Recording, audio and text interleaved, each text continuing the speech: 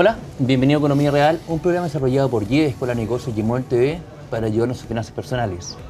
En este capítulo hablaremos un recuento de lo que ha sido el panorama económico del año 2012, para lo cual me encuentro en compañía de Rafael Garay. ¿Cómo está, Rafa? ¿Cómo está, Alejandro? Gracias por la invitación. Muchas gracias a ti por tu presencia. Bueno, posteriormente, esta nota de respaldo, entramos en materia.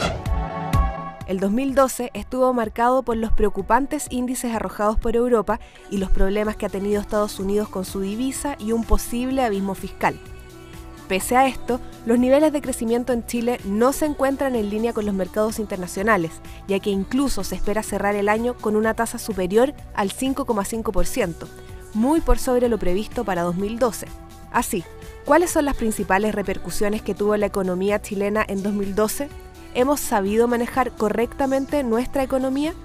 De cerrar positivamente el año, ¿cuáles son los desafíos para que el 2013 sigamos mejorando? ¿Cómo se viene nuestro panorama económico? ¿Y en el mundo, hay esperanzas de recuperación?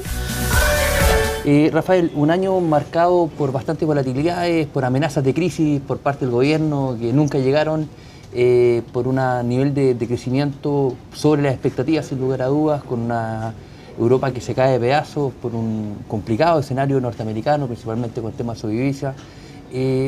¿Cuáles son las principales repercusiones? Yo me gustaría que fuéramos desmenuzando un poquitito los principales hitos que ha tenido este tema económico a nivel nacional en este año.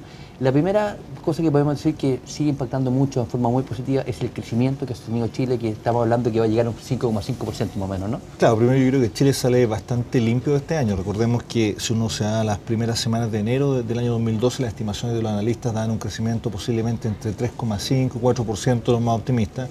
Y vamos a cerrar el año con un crecimiento más o menos en torno al 5,5%. Eso significa que, a pesar del escenario externo, que era bastante complejo, deteriorado, Chile logró salir adelante con buenos indicadores, con bajo nivel de desocupación. Recordemos que estamos en los niveles de desocupación más bajos desde la crisis asiática, desde el año 98. Por lo tanto, desde el punto de vista de la actividad del crecimiento, Chile ha tenido un buen año y obviamente ayudado y respaldado por un precio del producto exportable más importante que el cobre, ¿cierto? Que ha ayudado bastante al desempeño económico del país. ¿Qué pasa con, de hecho, también uno de los grandes hitos que deja este año 2012 en términos económicos es, ¿no es cierto?, el avalúo que ha tenido, ¿no es cierto?, el sobreavalúo que ha tenido el peso chileno? De hecho, ha sido la moneda extranjera que mayor se ha apreciado en comparación al dólar. Por un lado, eso es bueno para ahora que estamos cerca de la época estival, que la gente sale de vacaciones, pero obviamente trae consigo de la mano este tema del encarecimiento de la economía chilena, en donde ya los fondos, la inversión, ¿no es cierto?, la inversión extranjera tiende a decir, ojo, sí, es un buen lugar, pero ya un poco más costoso conseguir mano de obra, un poco más costoso producir allá. ¿Qué repercusiones tendría esto hacia el año 2013 y a futuro, Rafael?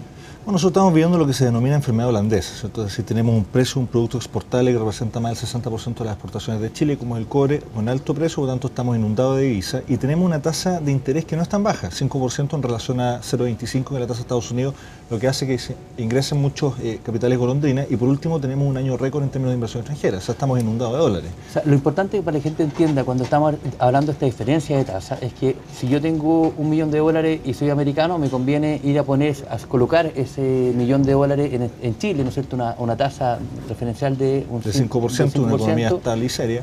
Una economía que es estable, que está seria, que tiene buenos indicadores de riesgo país, en vez de dejarla en mi propio país a un 0,25. O sea, obviamente eso genera que haya, ¿no es cierto?, mucho movimiento de divisas que se denominan, ¿no es cierto?, como capitales golondrina. Claro, ahora yo diría el gran riesgo de esto es que obviamente el sector minero sobrevive, pero la moneda, la divisa débil, que como está el dólar ahora, va debilitando el sector exportador. Nosotros tenemos sector exportador, por ejemplo, frutícola, incluso los exportadores de manufacturas que están pasándola, yo diría, de manera bastante compleja este periodo. Y no hay signos de que esto vaya a revertirse en el corto plazo. Básicamente se espera incluso durante el año 2013, producto de algunos riesgos sistémicos a nivel internacional, obviamente los flujos de capital incluso crezcan hacia Chile, lo que significa que el dólar se va a mantener depreciado durante un periodo bastante largo. No ayuda para nada que la acción de la Reserva Federal sea inyectar permanentemente liquidez, porque obviamente eso genera más sobreabundancia de dólares, que no es un fenómeno solamente local, ¿cierto? Las apreciaciones de las monedas, todas las monedas del mundo se están apreciando. Y Estados Unidos está buscando... Todo trabajando de forma muy fuerte. Y Estados Unidos, ¿cierto? Obviamente está buscando salir vía exportación, debilitando su moneda, y por otro lado, vía estímulo monetario, estimular la demanda interna. Ambos fenómenos no han dado los resultados esperados. Bueno, de hecho se dice que la economía americana para poder salir a flote empieza a pisar las cabezas de otra economía, ¿no es cierto? Así es. Con ese concepto de inundar de dólares, por ende se hace más atractiva su economía porque sus divisas son más baratas. Otro tema que es importante, que la verdad que pegó mucho, que al principio de años también se transformaba en un fantasma preocupante, era el tema de la inflación. Nosotros habíamos hablado que este año se estipulaba una inflación sobre el 3%, y la verdad, durante los meses de marzo, abril, los primeros días de mayo, estuvimos bastante preocupados también con respecto a la tendencia que se veía. Nosotros cuando empezamos a proyectar el tema inflacionario, nos estamos dando cuenta que hoy día vamos a terminar con una inflación anual que va a estar en torno al 2%. Probablemente 2,3%, algo así. ¿Qué significa ello también? ¿Qué consecuencias trae esto también para la economía chilena? Aparte de ser, ¿no es cierto?, un indicador más de que una economía que está sólida y que está, ¿no es cierto?, robusta. Bueno, parte importante de la baja presión inflacionaria de la economía local tenemos que agradecérsela a la divisa, porque todo lo que son productos importados denominados en dólares obviamente están bastante bajos y eso ha sostenido bastante. Y las presiones que son más focalizadas, yo diría en productos fundamentalmente alimenticios, no han logrado, ¿cierto?, revertir, para suerte, ¿cierto?, del indicador general, lo que pasa en términos de inflación general. Ahora, yo creo que es una inflación que es un poquito mentirosa. Yo creo que la gente, y muy bien lo sabe, el 60% menor de ingresos del país, que justamente de un alto consumo de alimentos, que hay ciertas presiones muy fuertes. En tubérculos tuvimos presiones muy fuertes. Durante el año en granos hemos tenido presión, en azúcar hemos tenido presión. Al punto, ¿no es cierto?, que en tema de tubérculo llegó a disparar el índice, ¿no es cierto?, durante el mes de octubre a un 0,3%, que la verdad no se veía hace mucho tiempo. Bueno, y como tú bien dices, ¿no es cierto?, Rafael, esta inflación de un 2% no se condice mucho con esta inflación mal denominada inflación de los pobres o economía o inflación del hogar, en donde se dice que va a estar en torno al 7 o el 8%, y la gente cuando ve estas cifras del 2% dice: a mí no me calza mucho, porque cuando me tengo que ir a pagar las papas, cuando tengo que, ¿no es cierto?, pagar granos, principalmente el pan, esto no se está viendo reflejado. Yo creo que un poco más. Pero en términos generales, yo creo que ha sido un año bastante positivo en términos económicos. Hemos sido uno de los actores importantes de la región, con los indicadores más sólidos. Pero viene un año 2013, si es que, ¿no es cierto?, que sería importante empezar a verlo. Estamos a puertas del tema, ¿no es cierto?, en Estados Unidos, de una posible, ¿no es cierto?, depresión técnica, una depresión fiscal técnica, una recesión técnica, ¿no es cierto?, si es que no se soluciona el tema. Pero, ¿cuáles son un poco las proyecciones que tenemos para este año 2013, Rafael, en términos macro? El año 2013 yo diría que va a tener un entorno internacional bastante apretado. No se espera en ningún caso una recuperación para España. España va a estar recesivo durante el año 2013.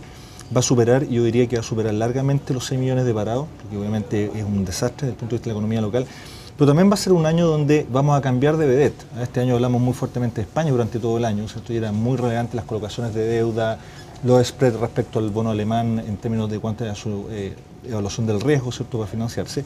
Pero el año 2013 vamos a empezar a hablar de Italia, y vamos a empezar a hablar de una Italia que tiene un 120% de endeudamiento documentado como porcentaje del PIB, lo que es mayor en términos porcentuales y absolutos que España. Que tiene un 75, ¿no? Claro, está en torno al 75 el fiscal. Con fuertes vencimientos, ambos países durante el año 2013. Recordemos que solamente España tiene vencimientos por más de 260.000 millones de euros durante el año 2013. Italia incluso superior a eso, con un problema político interno, ¿cierto? La nueva irrupción de Berlusconi en la arena política, la salida de Mario Monti, que desestabiliza un poco los mercados. Y también vamos a empezar a mirar otros mercados. Francia, con altos niveles de deuda, también bastante preocupante su situación fiscal. Y algunos empiezan a mirar incluso Alemania, ¿ya? Porque hay un efecto de contaminación de bancos alemanes que han sido grandes prestamistas. Eso es lo que están pasando el dinero. Un Asia que probablemente va a estar muy dinámica, con un China recuperando tasas de crecimiento sobre el 8,5%, lo que va a ayudar con el precio del cobre, pero con una contraparte que es Estados Unidos, que está muy débil. Recordemos que Estados Unidos tiene un nivel de endeudamiento que es aproximadamente una vez su producto, ¿cierto? Esa es la deuda documentada que se denomina. Y por deuda documentada vamos a entender una deuda cercana a los 16.000 billones de dólares, ¿ya? Que es su producto. Pues, sin embargo, Estados Unidos tiene mucha deuda escondida, deuda no documentada, ¿ya?, que está en torno a los 55.000 billones. ¿Ya? O sea, esa deuda es mucho más importante. Cuando tú sumas alta, mira, por ejemplo, en los temas de cuando tú miras todas las promesas de campaña, por ejemplo, el presidente Obama, todo el tema de salud, lo que cuesta la reforma de salud en Estados Unidos, todos los temas de pensiones, lo que cuesta en Estados Unidos, todo eso hace que los compromisos adquiridos ya desde la época de Bush, pero sobre todo durante el primer periodo del presidente Obama, alcancen de cerca de los 55.000 billones. Y eso significa que Estados Unidos debe en términos prácticos 4,5 veces su producto. Y eso lo hace lejos de la economía más endeudada, siendo la principal economía del mundo.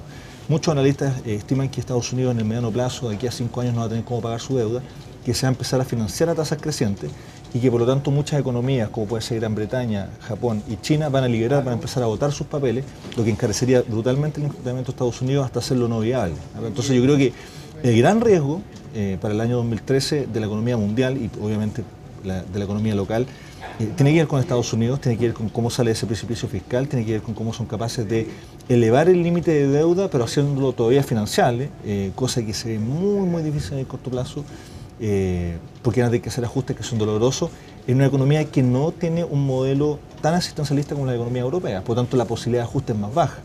Han tenido mucho gasto histórico, por ejemplo, intervenciones militares, etcétera. Vamos a ver una economía de Estados Unidos que va a costar mucho manejarla y que probablemente va a generar bastante ruido durante el año 2013. Ahora, en el caso local yo creo que Chile va a crecer, hasta ahora las estimaciones dicen por abajo del 5%, porque la tasa o la base de comparación es muy alta, que es el año 2012, ¿cierto? Con un crecimiento alto, con una pequeña mayor presión inflacionaria. Y seguramente vamos a ver las tasas de desocupación subiendo, pero no a niveles preocupantes, nunca en los 2 dígitos, pero sí podrían recuperar niveles por arriba del 7%. Bueno, Rafael, agradecemos tu presencia en este último capítulo de Economía Real del año. A ustedes le agradecemos su presencia, les deseamos una muy feliz fiesta y muchas gracias por estar ahí y nos vemos en el próximo capítulo.